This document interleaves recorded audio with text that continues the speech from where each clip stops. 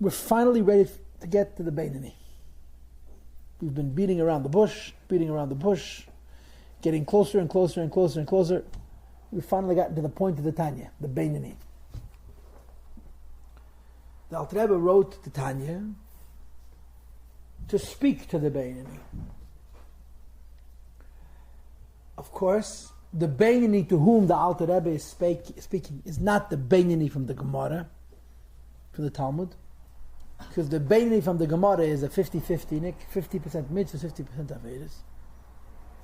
The Beinani to whom the Tanya speaks is the Beinani of the Zohar, which is corroborated by the Gemara Masechta Brachas. Right? If you're familiar with the Gemara Masechta Brachas, one of the details that the Gemara says in Masechta Brachas is that the Chachamim were talking about Beinani. So Rabbi Bar Nachmani, one of the greatest rabbis of all time, says to his disciple Abaye, "Kigei no Beinani, I am Beinani." So Abaye looks at his Rebbe and says, "Rebbe, you're a Beinani. If you're a Beinani, we're all a bunch of Roshas." And the Leshav Machal Cholberia. So of course the Tanya explained, and we're going to talk about it Mishram after Pesach in the next class, that Rabbi was wrong. Rabbi was in fact a tzaddik. But the mistake that Rabbi made was reasonable. Because the Beinani of the Tanya, which is the Beinani of the Zohar and the Gemara, Masechta Brachas, is quite distinct, is quite different from the Beinani of the standard Beinani of the Gemara and the Rambam. A Beinani does not mean 50-50. A Beinani means in between a tzaddik and a rosh. Or to say it in different words, a Beinani doesn't mean the average person. A Beinani means the potential of the average person.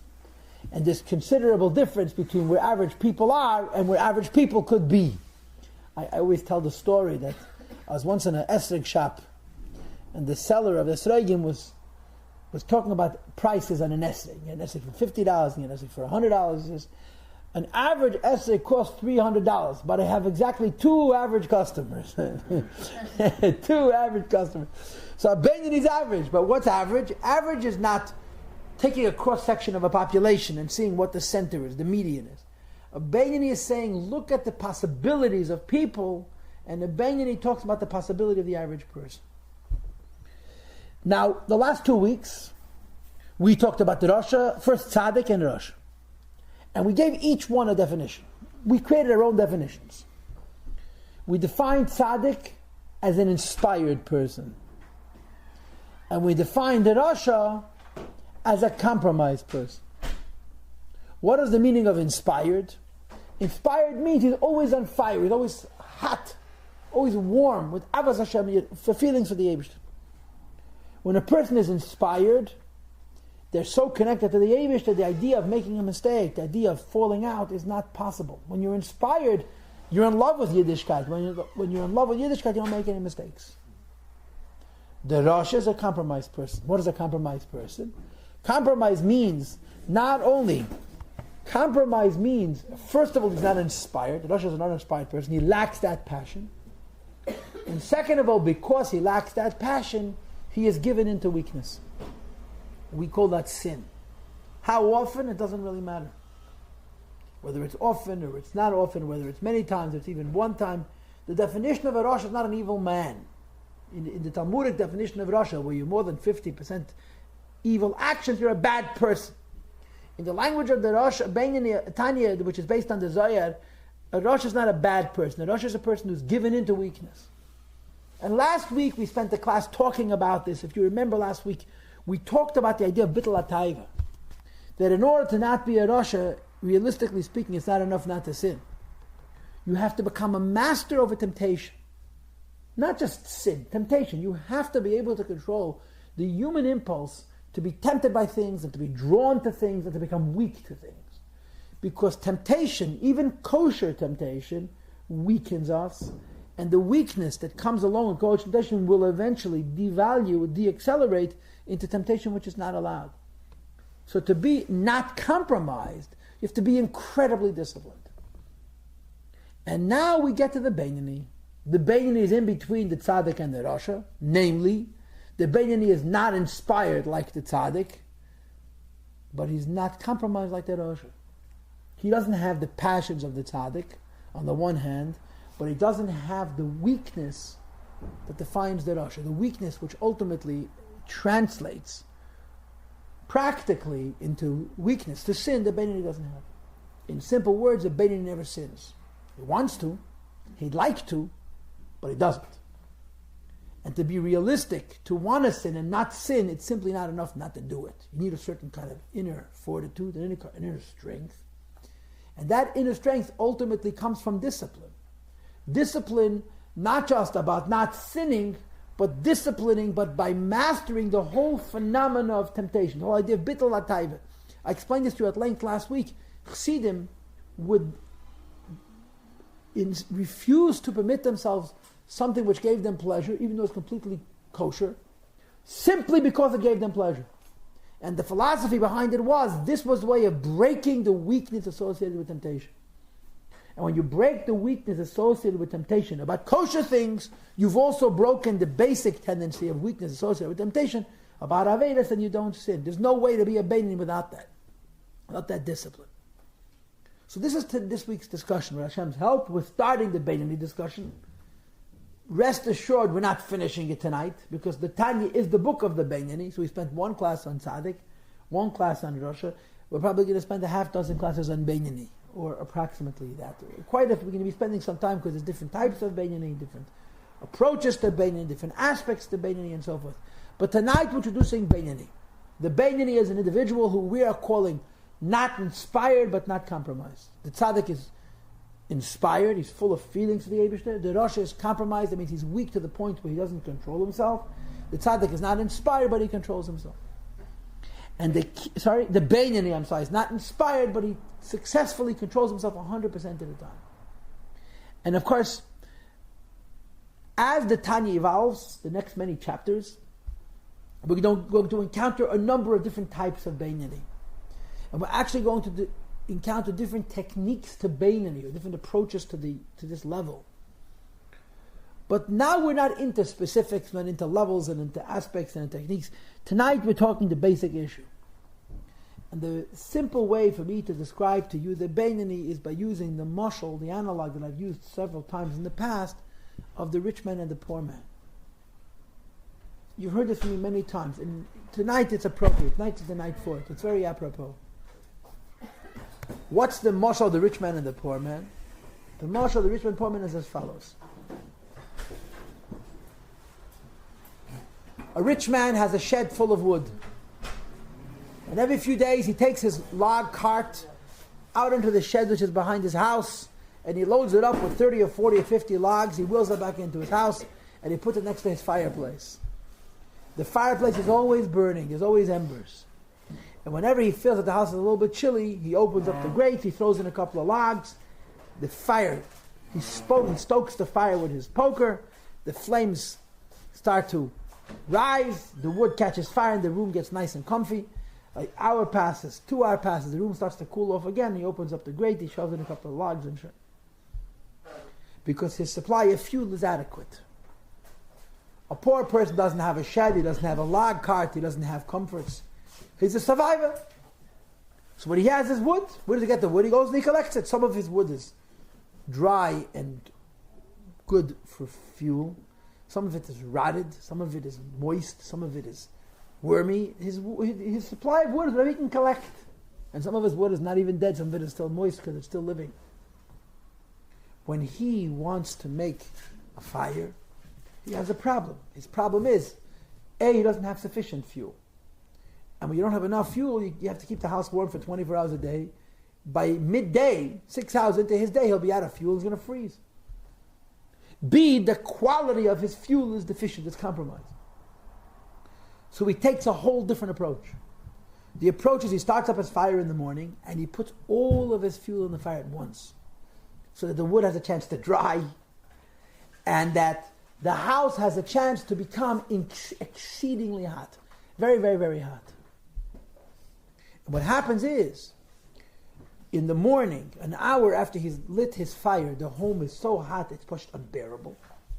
And the kids want to open the window, and mom and papa say, no, don't open the window. And the kids say, but it's very hot. He says, you don't understand. This heat has to last till you climb into your bunks tonight and wrap yourself in your blankets. And at 5 o'clock this afternoon, it's going to be mighty cold in this house. So we're going to sit in this heat and suffer and perspire, so that later in the day, there'll be just enough heat to allow us to maneuver, to navigate in this home until we climb into our bunks. And that's what happens. By midday, the fire has gone down, and by late afternoon, there's just embers, and by evening, it's virtually cold. But because in the morning the fire was so hot, there's enough heat to sustain them until they have enough fuel to make another fire. This is called the rich man and the poor man. And of course, the nimshal to the rich man and the poor man is the tzaddik and the beinoni. The tzaddik is rich. He has a sufficient supply of fuel. He just feeds his fire and his temperature stays constant. The definition of a tzaddik is two things. He loves God and he hates sin. Emphasis on the emotion. Tzaddik, according to the Tanya, is not defined by action alone. A tzaddik is defined by his emotional state of mind. A tzaddik loves God and he hates evil. The Alter Rebbe discussed in chapter 10, which was 2 weeks ago for us, that the degree of love for God and goodness is proportional to his hate for evil. So you can, if you want to know how much he loves, see how much he hates. You want to see how much he hates, see how much he loves, and so forth. And imperfect tzaddikim don't love absolutely, and they don't hate absolutely, but it's all proportional. But the trademark of every tzaddik is his love for God and his hatred for evil. Why? Simple. When you don't have a yetzer hara to constantly distract you and bring you down, you can afford to be linear. You go in one direction because there is no other direction. That's the idea of a tzaddik being inspired. That's the meaning of the word a rich man. He has plenty of fuel because he doesn't have moisture, he doesn't have water, he doesn't have temptation to dampen his fuel. And as a result, tzaddikim are always on fire. Wake up in the morning, they turn up the heat, they can play ball, they can go shopping, they can take a nap. Tzaddikim are in a perpetual state of avas Hashem and yiras Hashem, love and fear of God, and correspondingly, mi'us berah, disgust with evil. And because of that state of existence, because of that condition, they're not afraid of sin. The beinoni, on the other hand, has both of these issues. Number one, he's not inspired like the tzaddik because he does have a yetzer hara. And number two is he has to deal with his yetzer hara. He can't avoid it.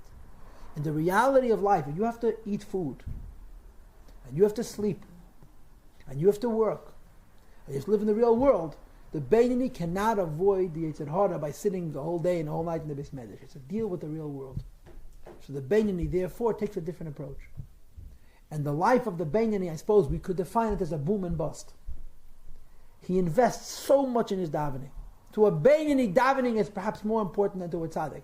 Tzaddikim are plenty passionate when they daven also, but for tzaddikim, the davening is not that important because the avas Hashem and yiras Hashem is perpetual. They're rich, they can fuel their fire constantly, and consequently, the central place of davening as the furnace of their Yiddishkeit is not as critical as it is in the life of the beinoni. The beinoni is a person who invests everything in his davening and does everything in his power to develop incredible passion. In other words, davening for a beinoni is not reading from a book. A beinoni is an uninspired person who wants to be uncompromised. If you don't have inspiration and you want to be uncompromised, you're going to choose one period of the day to create inspiration. That's davening. And the Alter Rebbe says something quite interesting. He says, when a beinoni prays, he is tzaddik-like. When the beinoni davens, during the time that the beinoni is in Maimed HaMatzav of Tefillah, as the beinoni davens, he's on a level of tzaddik. What does that mean? It means beinonim go through all kinds of preparation. Davening takes time. Of course, the hardest part of davening is not the actual davening. It's not even the actual meditation.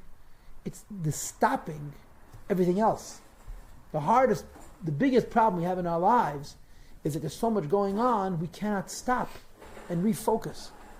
The hardest part of the davening of the beinoni is the asura mikan, to stop his life and to refocus on Hashem and to literally clear his mind from all those other things so that he can focus exclusively on the Eibishter. Once the beinoni has successfully done that, then he focuses through meditation, through his bonus, to lock into the Eibishter and to turn on his furnace, to develop passions. And when a beinoni davens, he feels fire for the Eibishter. In other words, when the beinoni davens, he's inspired, which is what tzaddikim are. The difference between the beinoni and the tzaddik is the tzaddik doesn't have yetzer hara that's functional on this level. So once he turns on the furnace, there's nothing to turn it off. The beinoni has the yetzer hara; they're just ready, willing, and able for him to finish praying. So while he davens, he is tzaddik-like. He has the inspiration that he gets from his meditation, from his effort. And the Yetzer Hara is simply biding his time. As soon as this fellow finishes davening, there's the Yetzer Hara to jump on him, to pounce on him, and to remind him that pizza tastes good also. Or the phrase that we've used to use, pizza with extra cheese, is still available, it's still out there. So the Beinani's life revolves around this process. Periods of time when he invests everything in self-inspiration, which is what davening is. And he puts everything into his davening. During the time that he davens, he is tzaddik-like. And he hopes that because he's invested so much in this initial period of his day, that his davening should have these passions, he'll survive till he davens next. He'll survive till he'll have another opportunity to re-inspire himself, although he knows that the inspiration cannot be sustained. When he finishes davening and he leaves the shul and he goes to eat breakfast and he gets on the train or into his car and he goes to work, Yetzer Hara is going to be back and with a vengeance. But he's hoping that the davening's intensity, like the poor man's home, will be warm enough, just enough to keep him above compromise until he davens the next time. And the Alter Rebbe says several things. He says, first of all, in the life of the Beinani there are these two periods. When the Beinani davens, he inspires himself, he invests everything to develop inspiration. And the rest of the day, he doesn't have any inspiration. He tries to survive. And the Alter Rebbe uses two words to connote this. He uses two Hebrew words to indicate these two conditions. Alter Rebbe says as follows. He says, a Beinani, like all of us, wish to control the only one thing in this world which we can actually control. Our wives. I'm sorry, ourselves. It was a Freudian slip. I was supposed to say our husbands. That was also a Freudian slip. I slipped in the slip also. Okay. I'll have to go sit on a couch and get analyzed. The question is, who's going to pay whom? The Beinani wishes to control the one thing we can actually control, which is ourselves. But the phenomena, the circumstance, the mood, the condition, the disposition by which a Beinani controls this varies. Part of his day he is called a king, and the rest of his day is called a dictator. Part of his day is called a melech, a king, and the rest of the day is called a dictator. What's the difference between a melech and a dictator?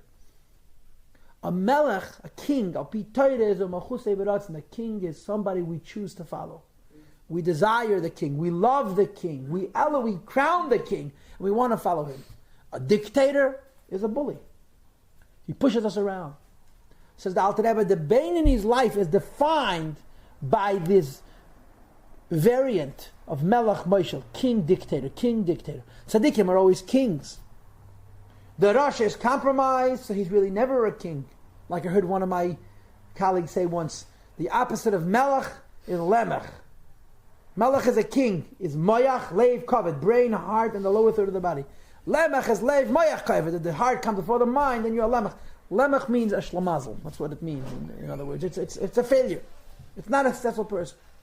So the Beinani's life is defined by flux. In other words, if I had to define a Beinani to you, I would say the Beinani is a person whose life is moody. Tzaddik is always inspired. A Beinani is compromised. Rasha is compromised, and the Beinani is not compromised, but he's in a state of flux. His life is defined by change.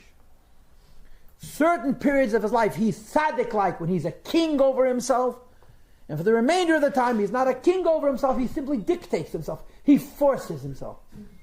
And where does he get the resolve? Where does he get the strength to succeed and be a dictator over himself? What remains, what stays over from the time that he davened when he was kinging over himself. When a Beinani davens, he invests everything. Because the Beinani understands that the inspiration of davening has to carry him till the next time he prays, and he cannot pray all day. Okay? Now, there's another thing that says. Davening is done at a special time. There's a time for davening, right? Some would say that in some shuls you wouldn't know it, but there's actually a time for davening. And the time of davening is called the Eis Ratzon. It's an auspicious time. Like we say in the davening in the morning. There's a special time for davening. And in Shabbos Mincha, we say also Eidim for Eis Ratz. In addition to davening being at a special time, davening is a special focus, a special concentration. Says Alter Rebbe, that combination, the fact that we're davening at a particular time, compounded by the fact that we're investing so much, results that a Beinoni could actually be a tzaddik temporarily. While a Beinoni davens, at least in theory, his Yetzer Hara, leave him alone. In other words, the inspiration can become so intense, so real, so locked in, so potent, that for a period of time, the Beinoni puts the Yetzer Hara to sleep. So while he davens, at least potentially a Beinoni is tzaddik-like. The minute he closes the book and he walks out of the shul, the first one to meet him in the street is the Yetzer Hara. He says, thank you for the respite. While you were praying, I was relaxing, and come, let's go have breakfast. And that's where the trouble begins. The first thing the Yetzer Hara tells you when you walk out of shul, by the way, if you daven with a lot of kavanah, what do you think the Yetzer Hara tells you when he meets you by the door of the shul? That was an incredible davening. Oh, you're a righteous guy. You're a pious guy. Reward yourself with a donut. Huh? After a davening like that, you're entitled. What's a donut for a rabbi like you? You know, that's the Yetzer Hara. He cashes in every opportunity. He has absolutely no scruples. There's nothing he wouldn't do. He's got to win. So during the davening, you are like a tzaddik. And the rest of the day, you're a Moshe. You're dictating. You're trying to fight with yourself to discipline yourself. And this is the life of the Beinoni. He's not inspired, but he's not compromised. He's not always on fire, but he doesn't give in to temptation. How? The key is he invests everything in his davening. He gets very, very inspired during davening, and he allows the passions of the davening to carry through the whole day. In other words, I mean, listen, there's a room full of people here. Yeah, we are technically a minyan. We have moments when we're very inspired. You could be inspired from davening. Another person can be inspired from learning Torah. Another person actually be inspired from doing a favor. And those moments of inspiration make us feel good. They make us feel Jewish. They make us feel like Yiddishkeit is a meaningful thing and a useful thing and a good thing for us. We don't have those moments all the time. We don't have those moments consistently. And we can't sustain those moments. But we live with those moments. Like a person who's surfing. Right? How does surfing work? Right? How does surfing work? You have a wave and a crest. A wave and a crest. Right? The whole idea is you got to catch the wave, which I have no idea how to do. And you have to survive the crest. So what do? When the wave comes, you stretch out your body, you make yourself into a sail. Right? Take up as much space as possible, and you ride over the wave. And when the wave falls, you crumple yourself into a little ball, so you shouldn't fall off the surfboard, and you wait for the next wave. This is what the Beinoni does. He rides the waves of the times of davening, and he survives the crests of the time between prayers, the time when he's not inspired, he's not in the mood, he does what he has to, and he doesn't do what he shouldn't do, which is we call not compromise, though he's not inspired, because he's living off the time of inspiration. That's how the Beinoni operates. You got the basic picture? There are a couple of rules that you have to keep in mind. How does a Beinoni survive? How could a person survive? That means to say, practically speaking, never sin. Never sin. Never do what he shouldn't.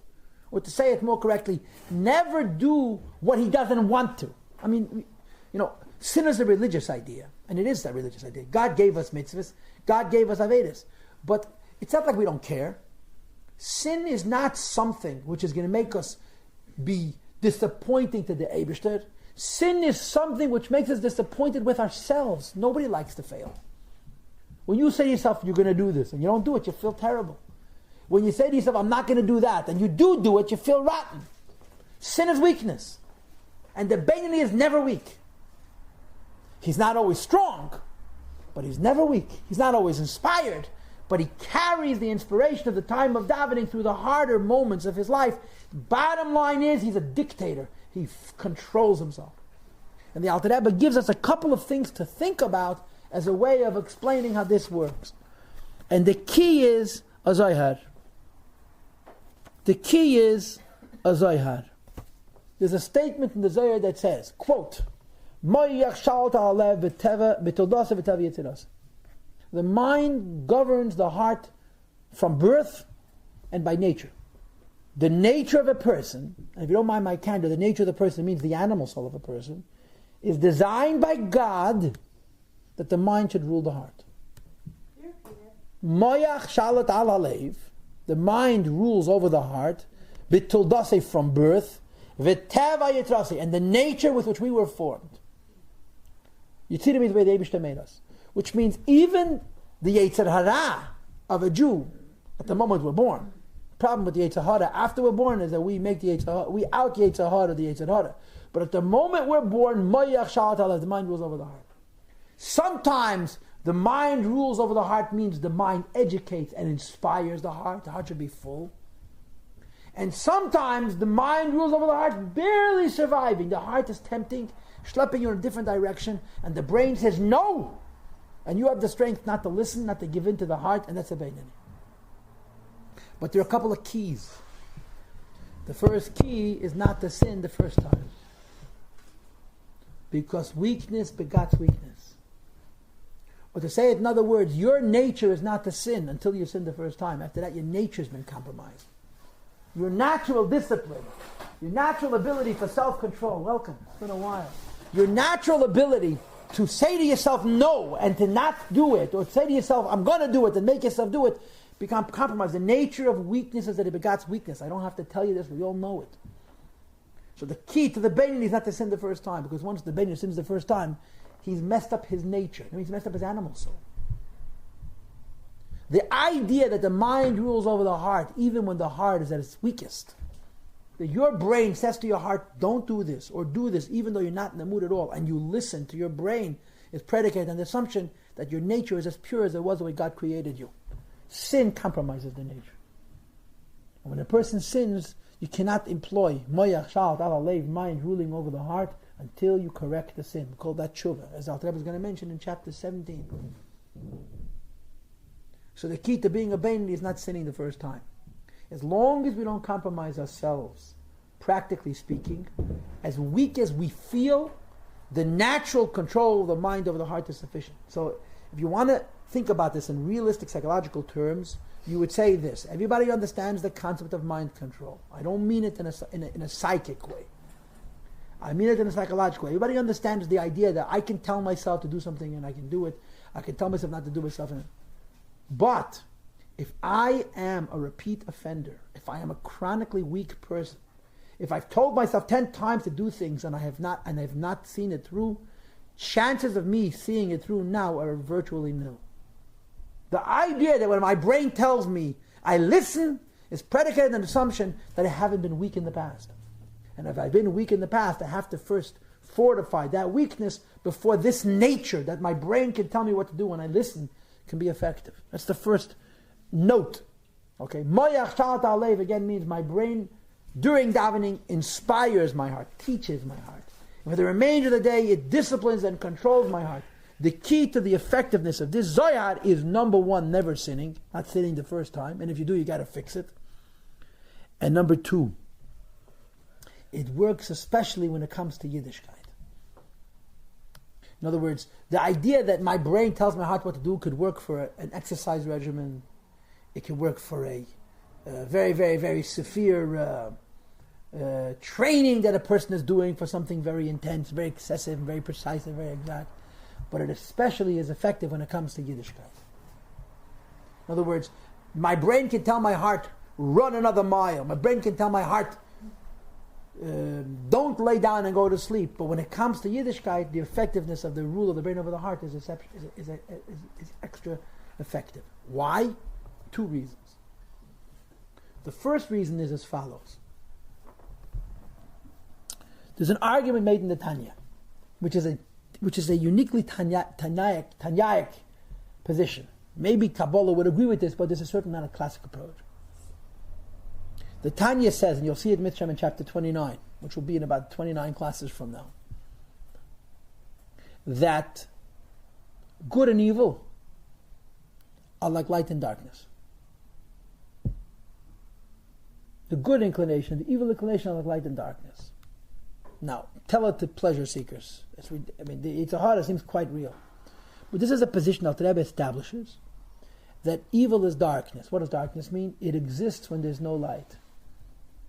As soon as there's light, it's powerless. The power of liyumazeh, the power of the opposite of kedusha, is only when there's a deficiency in kedusha. When you put the light on, when there is good, evil vanishes. This is a position of the Tanya that says that evil is a non-entity. Evil's existence is a vacuum. When you fill the vacuum, evil disappears. Just like when you walk into a dark room and you're very intimidated and you flip on a light, you don't see a wrestle between darkness and light. The darkness vanishes because the darkness is a non-entity. Klipa is the same way. So Alter Rebbe says, in the battle between you and your Yetzer Hara, not about a diet regimen or preparing yourself for a boxing match, but about the fight with the Yetzer Hara, the rule of mind ruling over the heart is especially effective because you're really fighting with nothing. Klipa exists in your imagination. The temptation is real because you make it real. And when you refuse to see the temptation as real, you see you're fighting with nothing. This is a second point that the Alter Rebbe makes in our chapter, explaining when and how Moyach Shal Ta'alev is effective. The mind ruling over the heart is effective. And in the next chapter, chapter 13, the Alter Rebbe is going to give us a third point. And the third point is what the Gemara says, we are not on our own. Right? The Gemara says, if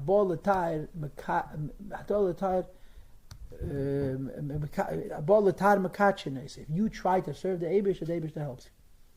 If you want to sin, they don't stop you, but they don't help you. But if you want to do the right thing, the Eibush helps you. And the Gemara says, if not for that help, we would never be able to win. And the way Hasidus would explain it, not for the fact that we all have a pintaliyid, a subconscious, an essence, which is godly, the idea that the mind rules over the heart would break down, would fail. So let me just summarize what I just told you. The Beinani's life, who's the Beinani? On the one hand, he's uninspired, but on the other hand, he's not compromised, is defined by flux, by change, by moods, good moods and bad moods. The good moods, the heightened time of the Beinani is when the Beinani davens, which is we're calling that he's a king over himself. The remainder of the time, the rest of the day, Yetzer Hara is bothering him. He's a dictator over himself, and it works because he lives from davening to davening, from wave to wave. And what allows him to survive the time in between the davenings is this principle of Moyach Shal Ta'alev. The Eibishter designed the person by nature. Nature means the nature of the animal soul. That your mind rules over the heart until you sin the first time. Sin the first time, you create a lot of trouble. And before you can go back to this condition of Moyach Shal Ta'alev B'teva, you have to do tshuva. Number two, the reason Moyach Shal Ta'alev is so effective, mind ruling over the heart is so effective, is because you're fighting with the Yetzer Hara. And evil and good are not considered opposites. They're considered a thing and a non-thing. And number three, that the Eibishter helps. So for these three reasons, we can survive. So who's a Beinani? A Beinani is a regular person. But he's incredibly disciplined. His davening is an incredibly powerful event. It's a real, meaningful event. And between davenings, he remains focused. He carries the davening with him all day long. He appreciates the fact he's got to be disciplined. And as we discussed last week at length, if we are people who live lives in pursuit of pleasures, we are weak psychologically. Pleasures are not a sin. Not all pleasures at least are sin. But the perpetual pursuit of pleasure makes us psychologically weak, and people who are psychologically weak have a hard time being strong when they need that strength. And the Beinani has that strength. And he survives with the sheer power of will and the brain power, as we discussed until this point. This is the basic message of the Beinani. But the chapter's not done. There's a couple more things we want to talk about. Isn't it a fact that I'm a new person all the time? Like every morning I wake up, I'm a new person. Okay, why don't you answer your own question? Am I a new person all the time? Yeah. What does that mean, yeah? It means I can choose each time. If you went to sleep last night in a bad mood because your neighbor scratched the side of your truck, and you wake up in the morning and the side of your truck is still scratched, And you can decide. and you know which neighbor scratched your truck yesterday. So you're saying that this is a 50-50, this is a completely objective choice to be angry again or to not be angry. Yes. That's your opinion. Right. I don't think that's true at all. The opposite is true. We're incredibly connected. Every human being at every moment of their life is the sum total of their life's experience until that point. Fact. But can't you choose every moment of your life to be different? Perhaps To react differently? in action. Perhaps in behavior. Right. But And not maybe it. it changes who you are. Well, not so simply, and certainly not very quickly. But certainly not an emotional disposition. You see, the Tanya's Beinani, right? What the Alter Rebbe does when introduces us to a Tanya, to the Beinani, is he's defining a person who is consistent in action. Consistent in action. To be consistent in action requires a significant amount of inspiration. At a given moment, you could choose to do a given act. But to be consistent throughout life, you need a certain koyach. The most important contributor to that koyach is the time of davening, because the time of davening you're inspiring yourself. And the second issue is the idea that you have discipline. And discipline is not something that you choose. I choose to be a disciplined person. A person who's weak, traditionally, a person who has a habit of giving in to himself, whether the habit of giving in to himself is going to sleep late, or the habit of giving in to himself is having bad eating habits, or the habit of giving to himself means to eating chocolate, or the habit of giving to himself is some other temptation. A person who has a past, who has a tendency to give in to himself, cannot simply say, I'm not giving himself anymore. It's just not going to work. An incredible exercise is going to have to take place to resensitize themselves. And in Yiddishkeit, that's called tshuva. And until tshuva is done, and tshuva is an emotional process, it's not just a choice, the sensitization that defines the Beinani as somebody whose nature, and remember the word nature means the animal soul, is conditioned so that if your brain says no, you have the power not to give in to yourself, it's impossible. I'm not arguing with any of that. What I'm saying is that the first step, or the first step is the desire to go there in the first place. Oh, for sure, obviously. That's what I'm saying. The I first- can choose right, the right desire, and then I'll start the process of everything else. Why would I even want to do better? Why would I want to do, Better, become a better person, do tshuva? right? It all comes from the desire first. Agreed, I'm not disagreeing with that at all. discipline. You're talking about resolution. Right. I thought you were saying that a person can actually choose to become a new person. And I said you cannot choose to become a new person. You have to make yourself a new person. And it's an incredible exercise.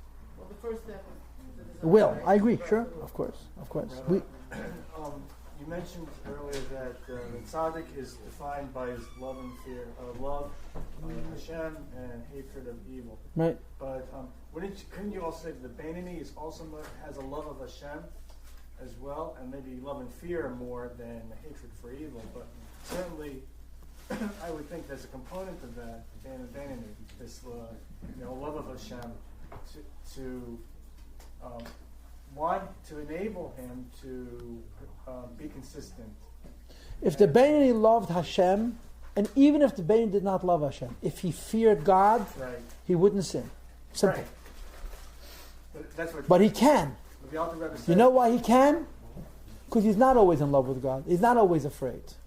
He's in love with God and afraid when he's very focused. Right. When he's not very focused, because he has other things to do, He's not inspired. the emotion is not there.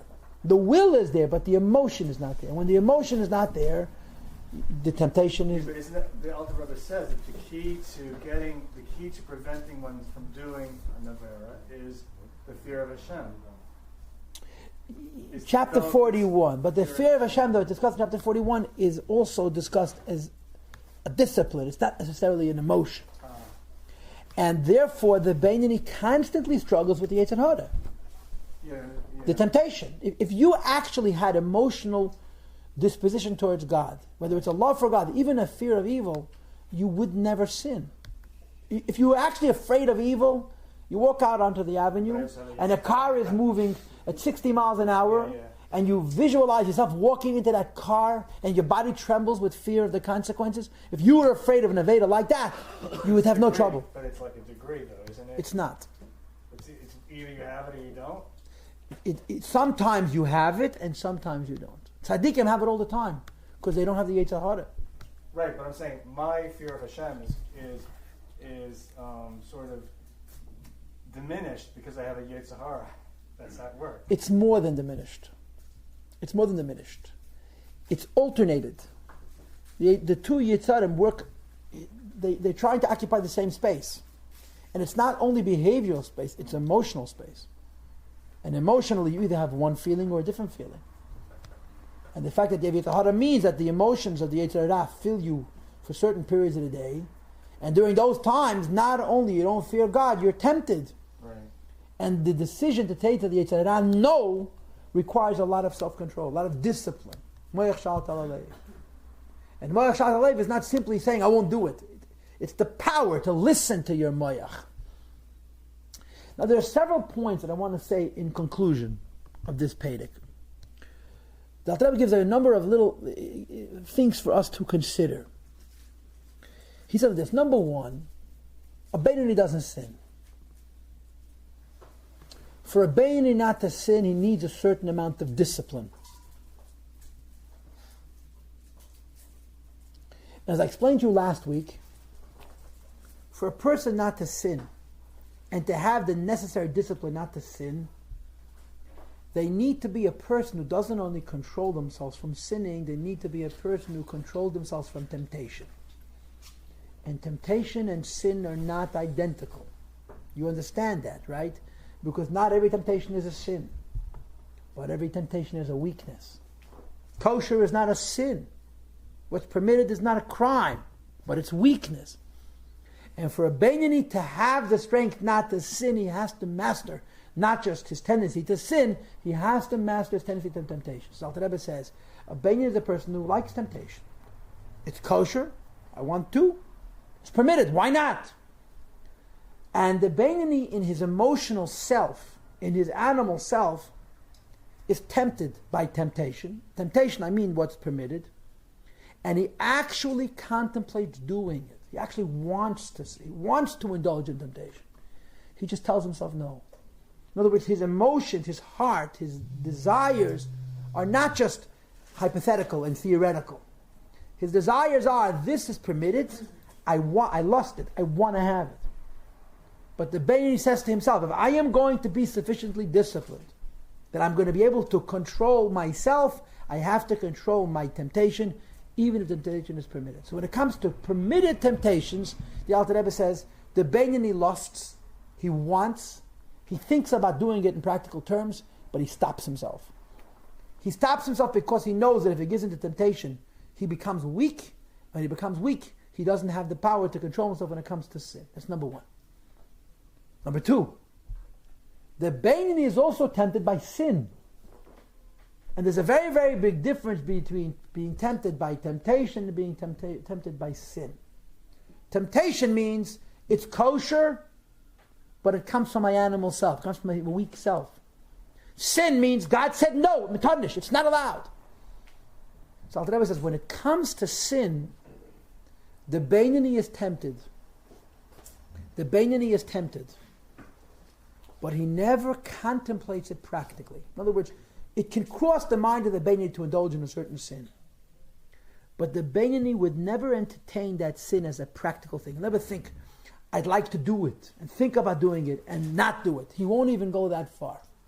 When it comes to temptation, he actually goes through the process of thinking about doing it and just doesn't do it. When it comes to sin, the Beinoni is inspired. The desires enter his conscience about the idea of sinning, and he doesn't even think of it in practical terms. Now, the Alter Rebbe does not explain clearly why this distinction exists. He doesn't say why. Why is it that a temptation, the Beinoni not only thinks about, he actually thinks about it in practical terms. And a sin, the Beinoni thinks about, but he doesn't think about it in practical terms. He doesn't explain it. So I'm going to tell you my own opinion, based on something that the Alter Rebbe said in chapter 8, earlier in the Tanya, chapter 8, Perek Ches. Pardon? Because it's not klipas neg. And it's tying into something I said before. The Alter Rebbe in chapter 8 says something very, very remarkable. Very, very remarkable. He says that the Yetzer Hara of a Jew, by nature, doesn't want to do Avedas. Not the Jewish Yetzer Tov. The animal inclination of a Jew from birth does not want to sin. It wants to enjoy life. But there's a lot of life to be enjoyed before you have to sin. The teva, the nature of the animal soul of a Jew is that if it's permitted, he wants doubles. And if it's prohibited, he has no interest in it. And that's the word teva. The nature of the person, the animal of a Jew, without the godly soul, but without our compromising it further, permitted, what's tempting and permitted, he would love to enjoy. It's allowed. A sin does not appeal to him. Why? Because he has what's called the Jewish demon. Shade mishadin yudad, Alter Rebbe calls it. An animal soul that doesn't want to sin. The problem is, when we give in to temptation, we weaken ourselves. And the weakening effect that comes from giving into temptation can ultimately accelerate into us actually crossing the line from temptation into sin. So Alter Rebbe says, the Beinoni has never sinned. Therefore, there's a difference between his emotional connection to a temptation and to a sin. His emotional connection to temptations are kosher, he wants it. His emotional connection to sin is, his emotions are aroused, but he never thinks of it in practical terms, because the nature of his animal is not desiring of it. This is what the Alter Rebbe says. There's a difference between the way your animal entertains temptation and the way your animal entertains sin. But you must remember, none of this works if you're a sinner. When you've given in, when you lose the discipline, those rules break down. Those separations, the idea that a permitted temptation have one kind of relationship with and a sin have a different kind of relationship with, assumes that you're constant, that you're strong. When we give in, then we have no choice but to do tshuva. And there's another thing the Alter Rebbe says, a third point the Alter Rebbe makes. And the third point the Alter Rebbe makes is as follows.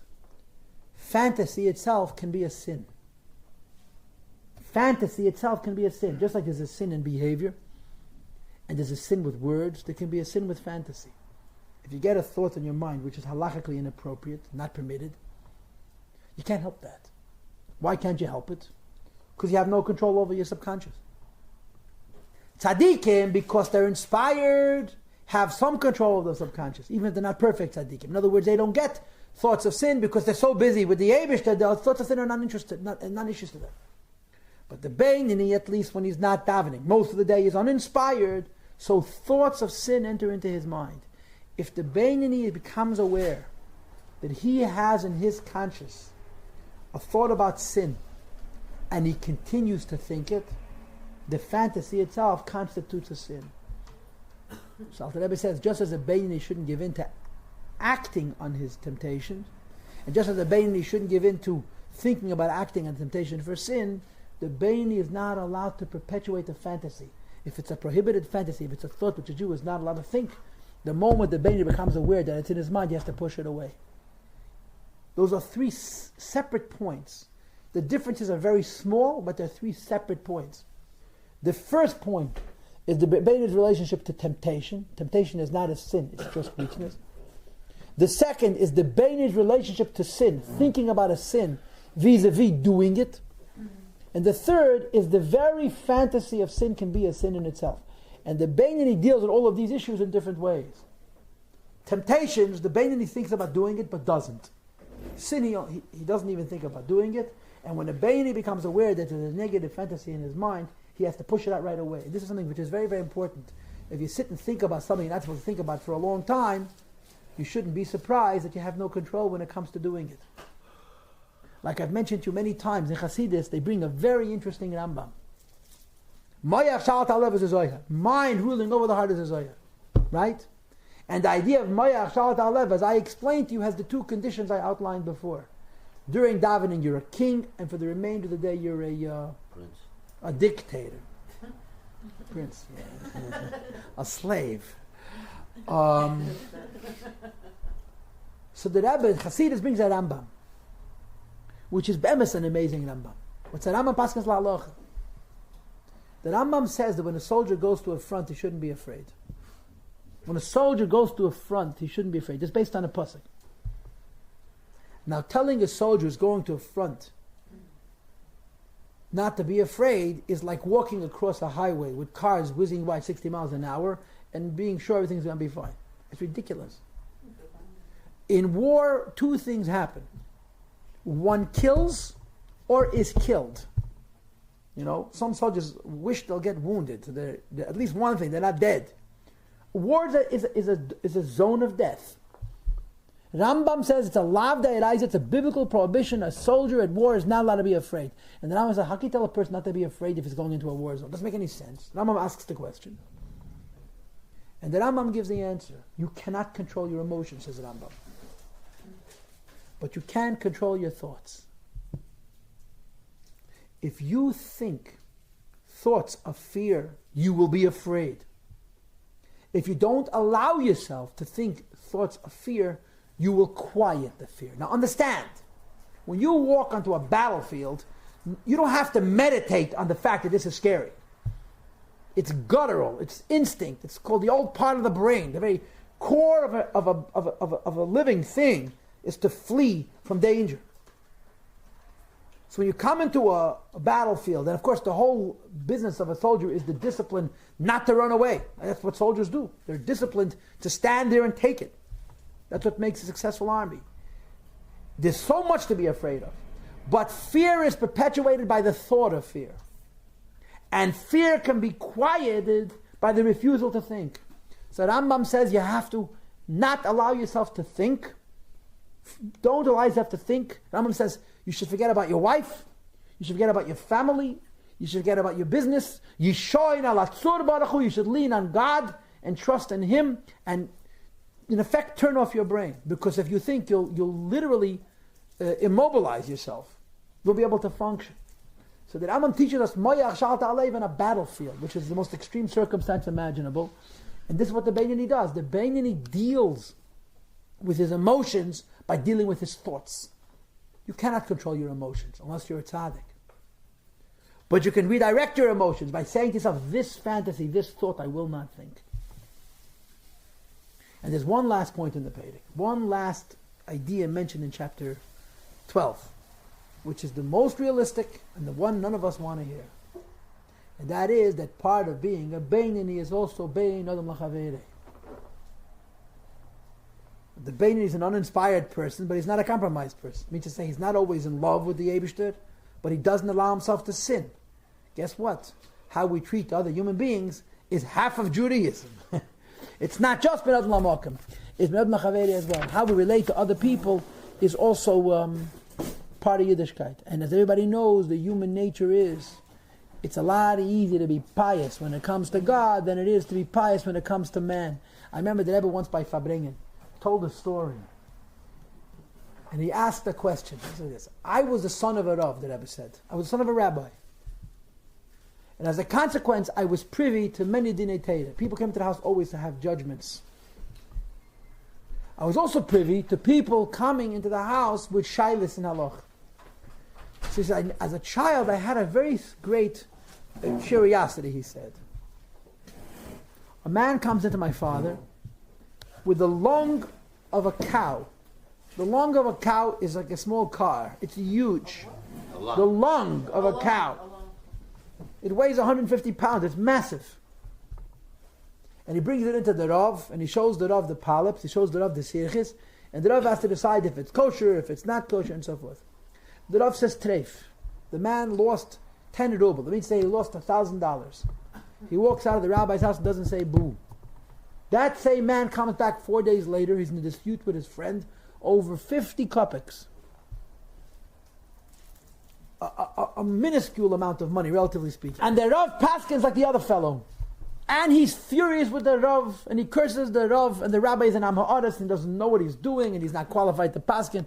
And the rabbi says, I grew up in the house of my father. I could have said, this same man, 2 days ago, my father cost him $1,000. He didn't say boo. Now my father cost him $50, and he's furious with him. I don't understand. $50 is a lot less than $1,000. So the Rebbe says the only answer I was able to come to as a child is he doesn't mind losing money, but he can't stand the prospect of somebody else getting the money that he thinks is his. In human nature, it's much easier to be frum ben adam lamakam lemachaveri. To be pious and righteous when it comes to God, when it comes to our fellow. It's not only because we don't want to be cheated. It's because we can't suffer the possibility that someone can get something from us. And therefore we could be incredibly frum when it comes to our relationship with the Eibishter. And when it comes to people, we're very, very compromised. Now, the Rebbe gives a list of human emotions when it comes to other people.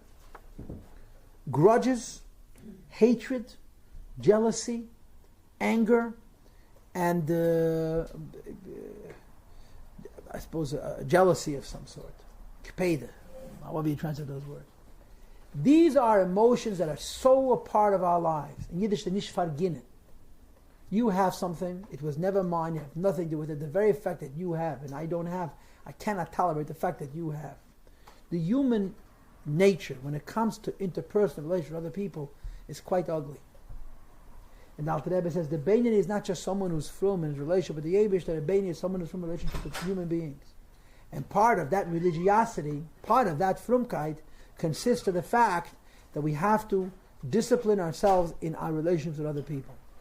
And, says the Alter Rebbe, we have to discipline ourselves in how we feel towards other people.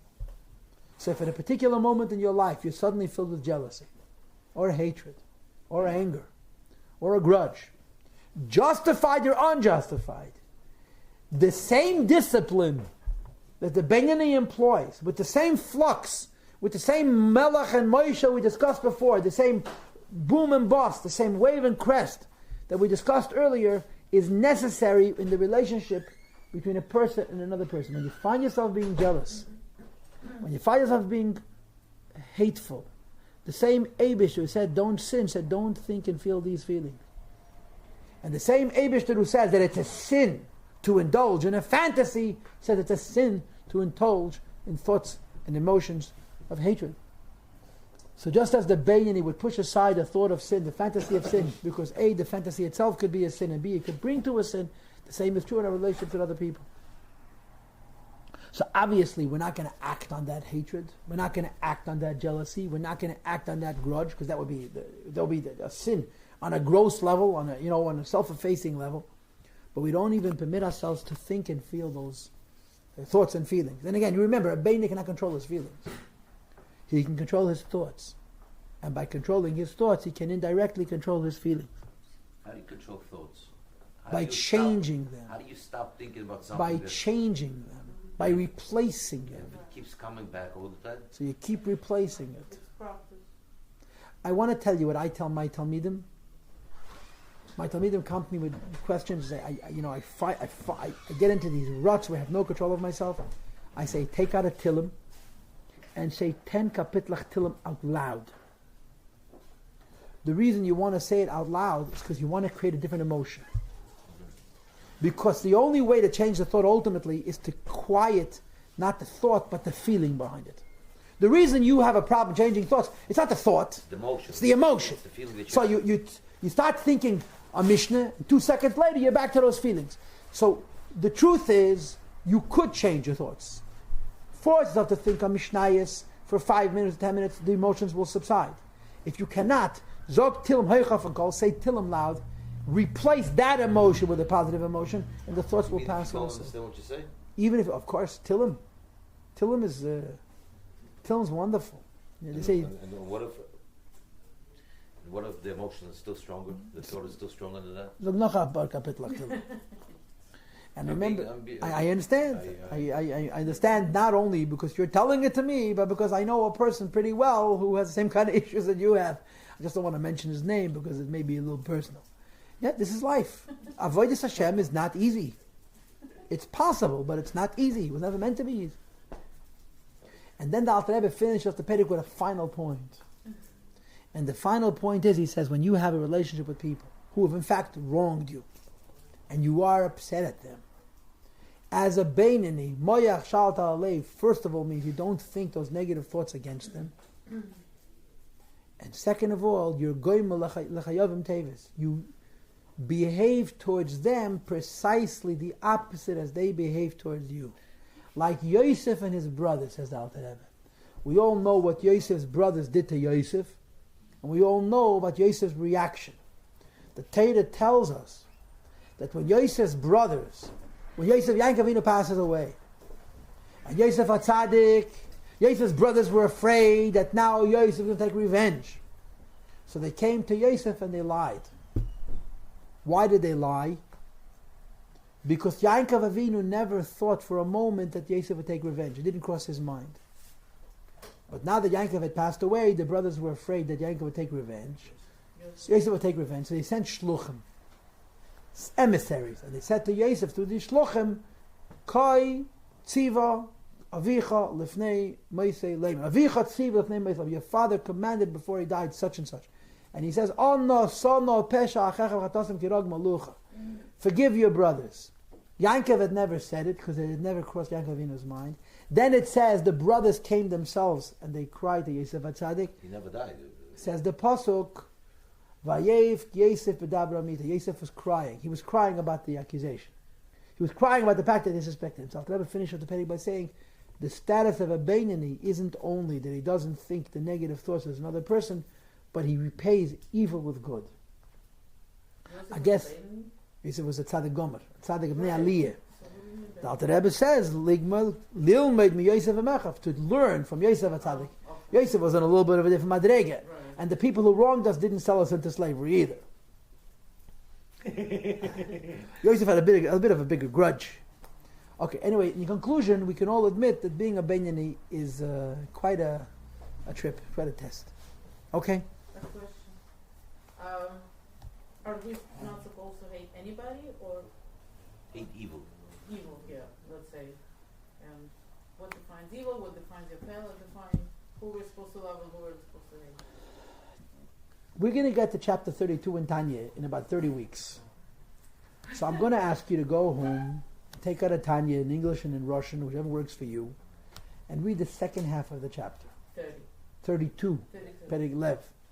Alter Rebbe talks about Avos Yisrael there, and the second half of the Perek he goes into the laws of hating, and pretty much he eliminates almost everybody for almost everybody. Why is there so much about being near and tzaddik? Shouldn't there be more about like what Baal Tshuva. we could relate to? First of all, this we could relate to, we just can't do it. In other words, this is saying what we could be. We're better. We're Russians. We're Baal Tshuvas. Baal Tshuvas are higher than tzaddikim, excuse me. Baal Tshuva about 6 times a day, but that's another story. The Tanya was written for Beinani. The Tanya has a supplement. The supplement to the Tanya is the Igeres HaTshuva. Alter Rebbe wrote a supplement to the Tanya to explain, to be practical, if you will, to the people who are not in the Madrega of Beinani, with the Igeres HaTshuva. But we learn the Tanya, the way Hasidim Chabad look at the Tanya is, we learn the Tanya to hear the truth. And the truth does not make accommodations for us. Once we hear the truth and we feel terrible, we try to find a place in it. Okay? And in Mitzvah Hashem, when we finish the Tanya, we'll do the Igeres HaTshuva and we'll provide that supplement, that addendum, that appendix. Fair enough? Okay?